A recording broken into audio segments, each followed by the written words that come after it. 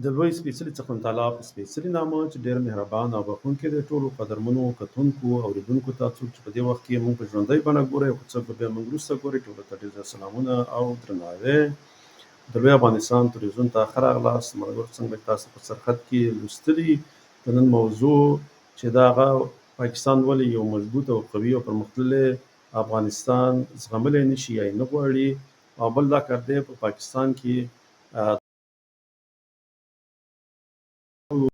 جوړول. په دې باندې به در سره زه خپل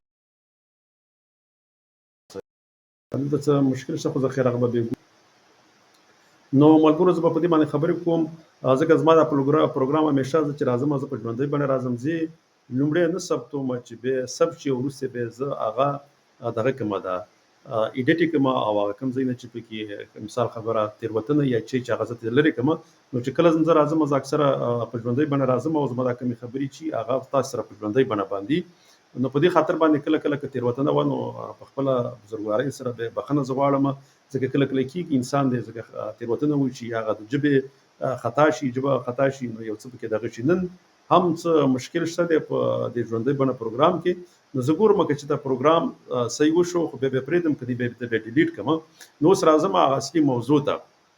موضوع دا ده چې ان پاکستان ولې یو پرمختللی یو افغانستان نه غواړي پاکستان. نو کله چې پاکستان په 1944 اگست کې جوړ شو څوک چې امریکا دغه خپل جوړ کړی نه انګريزانو دا جوړ کړ د بفر سټیټ په شکل باندې.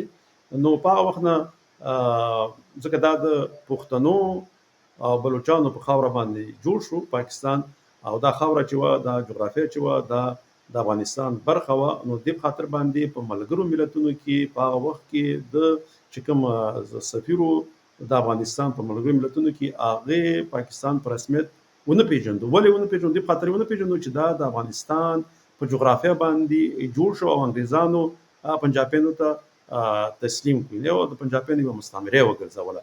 نو د خاطر باندې افغانستان دا ونه منو. بیا وروسته خو ومنلی شو، په لومړی کې هغې دا کوښښ کوو چې دا خاوره د افغانستان خاوره ده او انګریزان یې باید افغانستان ته واپس ورکړي، نو بېرته ورته ورکړي. په هغې انګریزانو دا کار ونه کړو. نو د هغې نه بعد پنجابیان په دې پوه شو، ځکه د خواخوږي په پاکستان کې د پنجاب ده، نو هغې د افغانستان سره دښمني شروع کړه، ځکه هغه خو د افغانستان د دغه جغرافیې لپاره یو غل دی او په دا چې د افغانستان جغرافیه مستعمره کړې ده او د پنجاب پرې حکمراني ده. نو له دې پلوه همیشه افغانستان کې یو قوي مضبوط او مستحکم حکومت جوړولو ته نه پرېږدي، او همیشه په دې کوښښ دی د نورو قوتونو سره، ځکه په خپله خو یې نشي کولی، لکه د امریکې سره، د انګریزانو سره او د چین سره هم سازباز کوي، او خپله ځینې افغانان او ځینې تېرستې شوي قومونو کې ځینې خرڅ شوي خلک چې دي د هغې د لارې بیا په افغانستان کې دوی لاسوهنه کوي او هلته د جګړې ته دوام ورکوي. نو زه راځم بلې خبرې ته. نو دې په خاطر باندې چې دلته دغه د پښتنو سیمې او د بلوچستان سیمې دغه نشي خپلواکه نشي یا د لوی افغانستان سره یو ځای نشي، نو پنجاب اوس کوښښ دا کوي چې کومې صوبې چې دي او کوم فدریشن چې په پاکستان کې جوړ دی هغه صوبې دوی وړي کړي.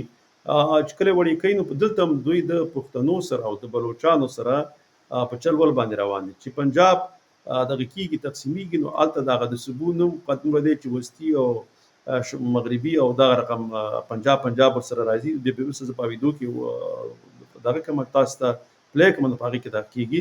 سیند کې هم دغه رقم دی، د سیند په نوم باندې هلته صوبې جوړېږي، که ورکوټي کېږي هم د وړوکي کېږي، نو د سیند نوم پرې ورسره پروت دی. مګر پښتونخوا کې چې دی ځکه د زموږ پښتانه چې دي لکه یا ورته دا بې عقله معلومیږي یا دوی چې دی هغه په دوی پوهېږي چې دوی د ولس او د ملت دپاره پښتانه سوچ نه لري. هر پښتون چې دی د خپل جیب او د خپلې چوکۍ او د خپل مقام دپاره سوچ کوي.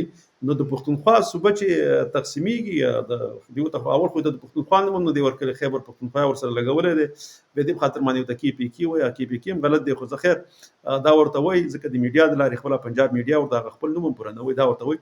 نو چې کله تقسیمات کېږي، تقسیمات به داسې کېږي چې د پښتونخوا صوبه چې دا یو به خیبر پښتونخوا شي او بل ورسره په څنګ کې هزاره صوبې نوم ورکوي. هزاره چې دی هلته اکثریت د پښتنو دی، خو یو څه تعداد چې پکې دي هغه په هندکو ژبه خبرې کوي، هغې کې ځینې پښتانه دي لکه جدون شول او ترین شول او دغه نور پښتانه هم پکې دي چې خپله ژبه پرې غوستلې ده، اوس هندکو ژبې شوي دي.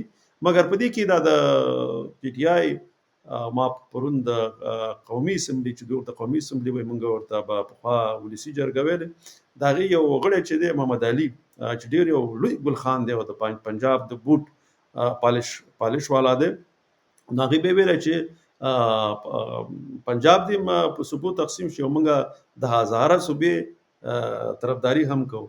اینه هیڅکله پښتانه د یو قومیت دپاره سوچ نشي کولی او دا نه غواړي چې یو جغرافیه دی د دوی په نوم خپله اول خو میانو والي په یو نوټ کې واغستو، هغه د پنجاب برخه وګرځول. هغه دا چې په میانو والي کې اکثریت د پښتنو ډېر وروسته د دوی همیشه د پښتنو سره دغه چل ول کړی. خو زه به لومړی تاسو ته دغه یوه ویډیو دغه کومه، هغه هم دغه د انګریزانو چې کله تقسیم کېدو نو هغه ولې وشو، په هغې باندې لکه بله ورځ به زه دغه وکړم، یو مکمل پروګرام به پرې وکړم. خو دغه ویډیو کې چې دی مولانا خانزیب صاحب ځینې خبرې کړي دي او دغه سره د یوه دغه ده، دا تاسو اورئ دي کې ډېر څه دي چې تاسو به څه زده کوئ. زه به دا پلی کوم. پښتانه هم ټول عمر د استعمار دلالان پاتې شوي دي. په دې قام کې میجنټان شته، نو کاکړ صاحب وزیر اعظم تېر وخت کې پښتون یې ځان ته ویلو. نو هغه د چمن د لارې باره کې ویلو چې یاره دا کم لار ده په دنیا کې چې نه پکې ویزه شته او نه پاسپورټ شته. موږ ویل دا کرتارپور دی که نه، سیکان دې د تره زامن نه دي، سیکان دې ورونه نه دي. سیکانو ته یې کرتارپور کولاو کړی دی په غیر د ویزه او د پاسپورټ نه. او کاکړ صاحب په چمن کې وایي چې چمن او سپین بولدک کې دا نه کېږي. نو مطلب دا دی چې دا پښتانه د سیکانو نم خلکو ته کمزوري شهرین ځکه ښکاري چې هلته مشرقي او مغربي پاکستان رونه دي، هغه یو ځان ګڼي. که عقیده بدله ده که نه هم ځان بیل نه ګڼي. دلته عقیده هم یو ده، کلتور هم یو دی، خو د پښتنو تقسیم، د پښتنو سیاسي انتشار او د افغانستان کمزورۍ بېوزلۍ دا مسلې جوړ کړي. نو مخکې چې ما څنګه دا خبره وکړه، ځکه خبره خو دې سره تړلې خبره وه، هغه ما هم دا خبره ځکه هم دې په خاطر باندې وکړه چې پاکستان ولې یو کمزوری افغانستان غواړي. دې په خاطر غواړي چې د خپلې جغرافیه پوښتنه ونه کړي او تر اټکه پورې یا تر مرګلې پورې هغه خپله سیمه باندې بېرته افغانستان واکمن نه شي. دې په خاطر غواړي. جانزیب صاحب چې دا خبره کوله، خانزیب صاحب، مولانا صاحب، هغه دا یوه خبره وکړه، خو هغه هم دا زه وایم ځکه چې همدغه شان د خرڅ شوي پښتانه چې دي، که هغه په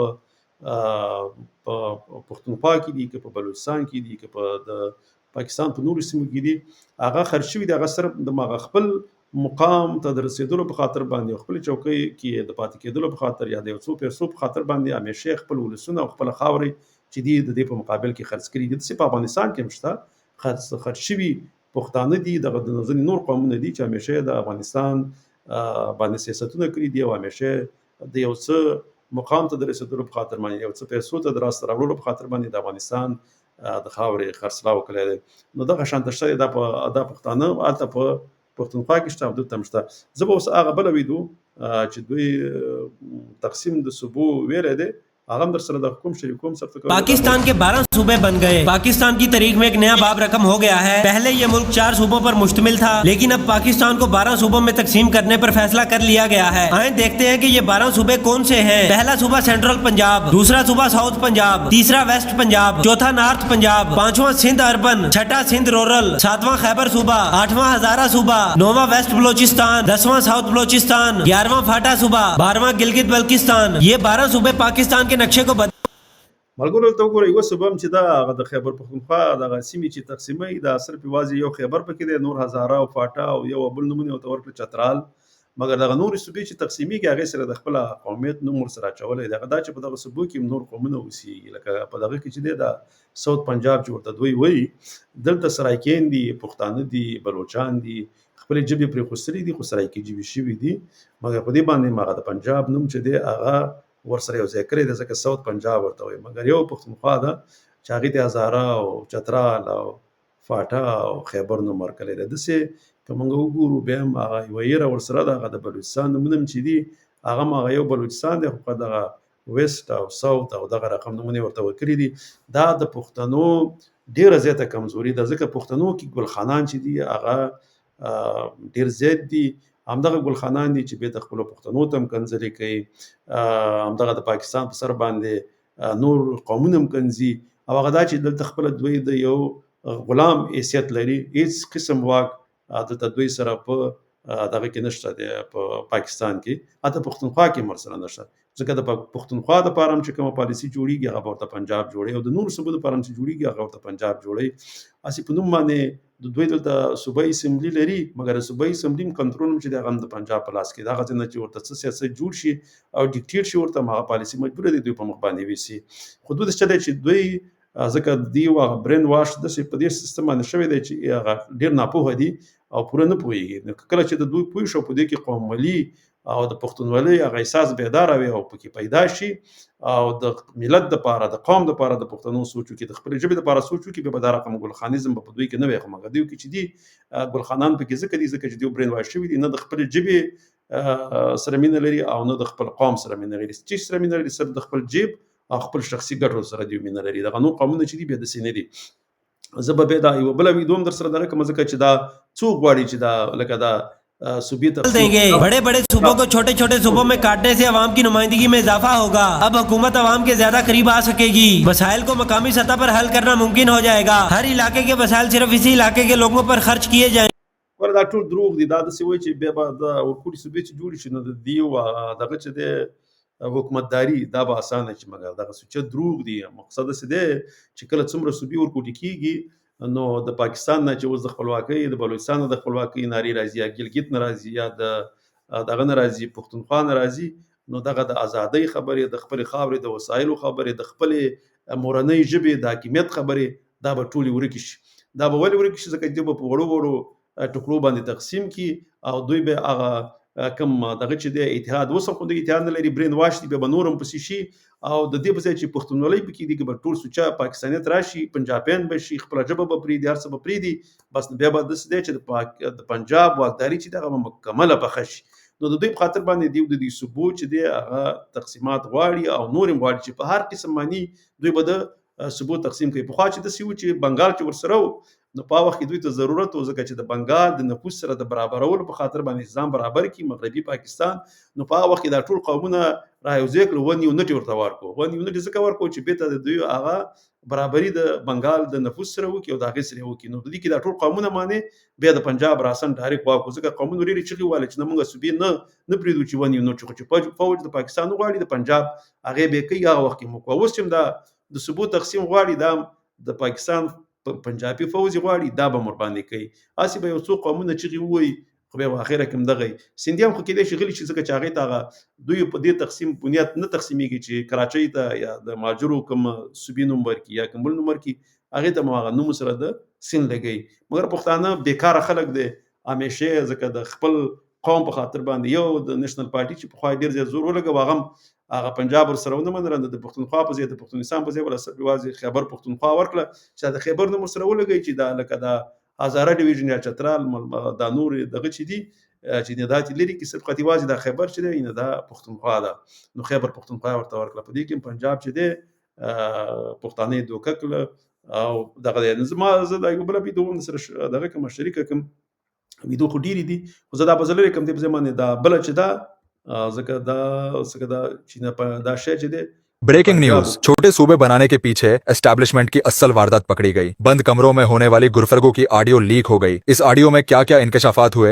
जरा खुद मुलाहजा फरमाएं। पंजाब को 4 हिस्सों में तकसीम करने का ऐलान, खैबर पख्तूनख्वा को 3 हिस्सों में तकसीम, सिंध की तकसीम भी नागजीर, पाकिस्तान को मजीद 12 से 14 सूबों में तकसीम करने की जरूरत पर अस्करी प्लान कठपुतली सरकार को थमा दिया गया। बावर्दी सदर लाने के लिए पहला स्टेप छोटे सूबे, मगर कैसे? हर सूबे पर एक सेक्टर कमांडर जिसके हाथ में मुकम्मल हलाल और हराम का कंट्रोल। इसके साथ हम हिंदुस्तान के मुस्लिम ځکه دا چالانو مذهبي ته ذات لګو ځکه دا ډېر के जनाब हम हिंदुस्तान के मुसलमान हम तो ताजे बरतानिया के बाहर कभी रियासत बनाने का सोच भी नहीं सकते सरकार। हम तो आपके गुलाम हैं और आपकी बादशाही में हम शुमाल मगरबी सूबे में हम बनाना चाहते हैं। ورونه دا په خدای خدمتګارانو او په پښتنو باندې یو قسم هغې ته یو توهین وکړو، په هغې ته تانه ورکوله چې تاسې خو پاکستان نه غوښتو، تاسو غوښتل چې په یو هند کې پاتې شئ. دا یوازې دوی نه غوښتل، دا جمعیت علما اسلام او جمعیت اسلامي هم غوښتل، ځکه هغه غوښتل چې زه بیا هم که چېرته یو ځای مسلمانان وي نو هلته به بیا د مسلمانانو واک زیات وي. نو هغوی په هغه وخت کې تقسیم نه غوښته، خو مګر بیا چې کله تقسیم کېدو پنجاب خو هېڅکله د خپلواکۍ دپاره نه کوم کوښښ کړی او نه کومه قرباني ورکړې وه. کوښښونه بلوچانو، پښتنو، نورو قومونو، بنګالیانو، هغه قومونه ورکړي وو او خپله هندوانو چې خپله خاوره د انګریزانو د محکومیت نه د خپلواکۍ طرف ته بوځي او د بلواکۍ نه خپلواکۍ طرف ته بوځي. د انګریزانو واک په ځای باندې باید دلته د هند د خلکو واک وي. نو دې په خاطر باندې د ټولو قرباني دې قومونو ورکړه. پنجاب چې په هغه وخت کې د پنجاب په فوز کې چې د انګریزانو ډېر زیات خلک ډېر برتیګانې به کېدلې، هغه به د پنجاب نه کېدلې، او چې کله به دلته د خپلواکۍ دپاره غږونه پورته کېدل، همدغه پنجابیان به په فوز کې وو او د دوی او د نورو ځینو قومونو په دغه باندې په زور باندې بیا هغه نور قومونه او هغه د خپلواکۍ هغه خلک چې دی هغه به چې چا به خپلواکي غوښتله نو هغه به د منځه وړل او خپلواکۍ ته به نه پرېښودل. مګر د دویم نړیوال جګړې نه وروسته انګریزان چې وو د اقتصادي له پلوه ډېر کمزوري شول او نه شو کولی چې نور په هند باندې حکومت وکړي. نو په هغه وخت کې بیا دوی ویلی چې باید دغه بري صغیر نه دوی وځي. نو هغوی بیا خپله دا غوښتل د هندوانو په هغه وخت کې د ګاندي په خوښه او د جناح په خوښه باندې چې په نظریو باندې تقسیم وشي.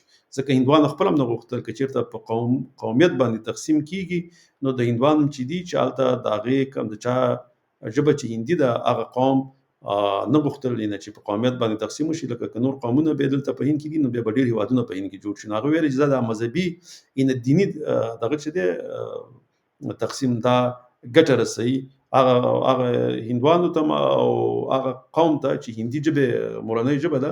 ځکه هغې غوښتل چې بیا به د هندو په نوم باندې به د دین په نوم باندې به ټول هند یو متحد پاتې شي او واکمني به پرې همدغه د چا چې ژبه هندي ده مورنۍ ژبه د دوی به پرې واکمني، ځکه دوی زیات دي او دغه نور قومونه به دوی د حاکمیت لاندې ژوند کوي. او پنجاب ته داسې ویلی چې دغه نور قومونه چې دي دا به ستا په حاکمیت کې موږ درکو. او بل هندوان په دې هم خوشحاله وو. هلته غفار خان ته یو خط هم لیکلی و چې بابا ته چې تاسې اوس خاص تقسیم په دغه دیني لحاظ باندې کېږي د پاکستان سره یو ځای پاتې شئ. هغه دې په خاطر غوښتل چې دغه هندي او اردو ژبه دا خو یوه ژبه ده، صرف په دغه رسم الخط کې فرق دی. سانسکریټ دیوانګري باندې هندي ژبه لیکل کېږي او د اردو چې ده دا په عربي رسم الخط باندې لیکل کېږي. نو ځکه دغه نور ژبه یوه ده ټول هر څه پکې یو دي، خو دې کې لږ دیني د اردو کې عربي لغاتونه زیات دي ځکه چې هغه د دین په لحاظ باندې او هغه نور هندوانو سانسکریټ نه راغستلي دي هغه پکې دي. دغه دیني څه فرق پکې شته په لغاتونو کې، نور یوه ژبه ده. نو ګاندي دې ته هم خوشحاله و چې زه په پاکستان جوړ شي نو په دوی باندې به هم هندي د اردو په نوم باندې په دوی باندې به هم واکمنه شي او په بنګالیانو هم چې هلته خپله بنګالي ژبه وه هلته به اردو هندي ژبه واکمنه شي او د دوی ژبه چې ده دا به پراخوالی پیدا کړي. نور قومونه به هم دا زده کړي او د دوی ژبه به پراخي پیدا کړي.